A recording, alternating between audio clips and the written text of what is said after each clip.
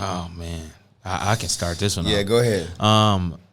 One thing I say I was probably blessed with, not having a father in the home. My mother is an individual that forced you to tell her how you felt and why you did something. So, she was quick with the belt. You know, you still got to go pick your own switch. You know, if she didn't have nothing to hit you with, she was throwing jabs. My mother was a real one. She'll tell you, like she was a real one. So, but she was always like, if I did something wrong, I had to explain to her why I did it. It couldn't be, you know, I didn't know.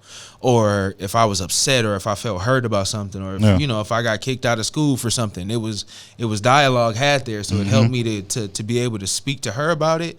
But what I will say is, that openness didn't come with others. Right. Like it was. I found out when I got older and I moved out of her house. I wasn't as open to sharing my feelings with like my woman or you know, my peers. You know, I would talk to my homeboys about certain things, but it took a while for me to be able to express myself the way that I wanted to, as far as on an emotional level and how I felt. And that was always a little bit easier because you speak in passion. But as far as my mental health, it took a while to really understand what that was about and like how to even address those things. Yeah, I mean, also too, you know, growing up in Compton, I'm sure there's some, you know, PTSD involved with a little bit. Yeah, exactly. You know, just some of the war zone aspect of growing up in the arms that has to be there. You know, for me, my experience, I think, fortunately for me, I'm saddened by it when I talk to my peers. I had a very different experience. I grew up, you know, my parents are still married. They've been married, you know, mine as well, 40 years, you know. You know, absolutely. And my father was very educated. He had a master's degree in human behavior.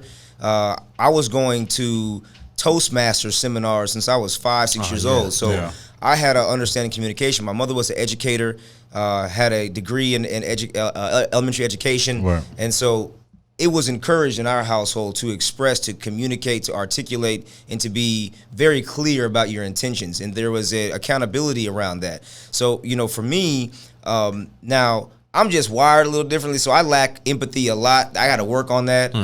But in terms of expressing myself, I didn't have an issue with that. But I think as men in general, we have issues with expressing the wide range of emotions. We tend to only express ourselves in anger, right? That's my next question. It comes right to that every single time. Like you can be as to yourself and kept as you can, but as soon as you're upset, that's when the real you comes out, and it's like I just got to let it all out now. So I try to watch that. You know what I mean? Like if it's something that really bothers me to my core, I try to speak to it and get it out in the open. That way we can discuss it. That way at least I have some kind of clarity and some closure to it. Because keeping things in, it does more damage for me personally than it does to kind of let it out. It's a societal thing too, I think, with men. You know, and not to get into the whole toxic masculinity. I don't know if I necessarily subscribe to that, but I do think that there's some areas of improvement in society that society gives men cues that we can only express ourselves in one way, and it's looked as a feminine thing to do something otherwise, or a weakness. Exactly. So we don't articulate the range of emotions like I mentioned earlier.